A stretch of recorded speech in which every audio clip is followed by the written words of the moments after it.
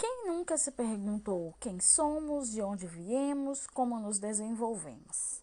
Acho que quase todo mundo faz essa pergunta. Então vamos aprender na aula de hoje como a ciência responde a essas tão famosas e intrigantes perguntas. 5, 4, 3, 2, 1. Para a ciência, a explicação mais aceita sobre o surgimento do homem e da humanidade é chamada teoria do evolucionismo.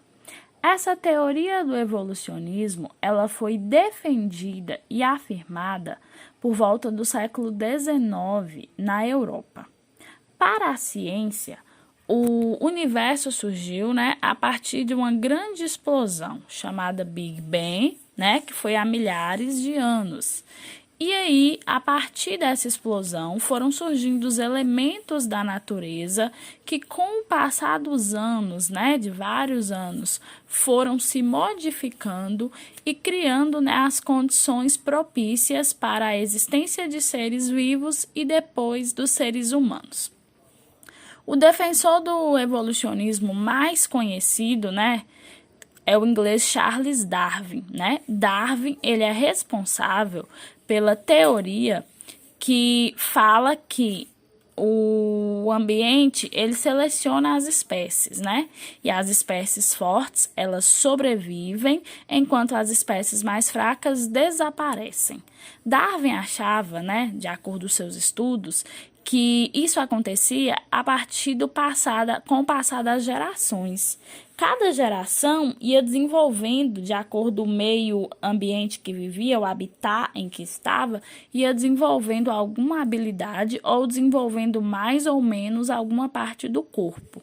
E aí, com o passar de várias gerações, algumas habilidades novas surgiam e, na verdade, iam surgindo novas espécies. Elas iam se transformando.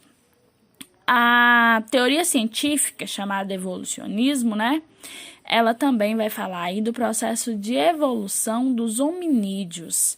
O que são os hominídeos? Os hominídeos são considerados aí pela ciência os ancestrais dos seres humanos, Aqueles seres que originaram os seres humanos. Nós podemos fazer uma escala aí, a partir do processo de evolução defendido pela ciência, de 5 tipos de hominídeos, cada um deles com características bastante específicas, E que vão evoluindo ao longo do tempo. O primeiro que a gente tem é o Australopithecus. O Australopithecus, que também significa pequeno macaco, viveu cerca de 3,5 milhões a 2 milhões de anos atrás. Ele era muito parecido com o macaco mesmo, ele andava curvado, Tinha muito pelo corpo. Passado alguns milhares de anos, o hominídeo vai se desenvolver para o Homo habilis. Esse Homo habilis, também chamado homem habilidoso, ele vai desenvolver a habilidade do polegar, o tato. E ele viveu cerca de 2,4 milhões de anos a 1,6 milhões de anos atrás. Passado mais alguns milhares de anos, nós temos o Homo erectus, que, como o nome diz, o hominídeo vai adquirir aí, o ser humano vai adquirindo a coluna vertebral, vai começar a andar ereto. O Homo erectus viveu cerca de 2 milhões a 400 mil. E aí nós vamos ter o homem de Neandertal, ou Homo neanderthalensis, que foi considerado por muito tempo o elo perdido aí do processo de evolução da humanidade.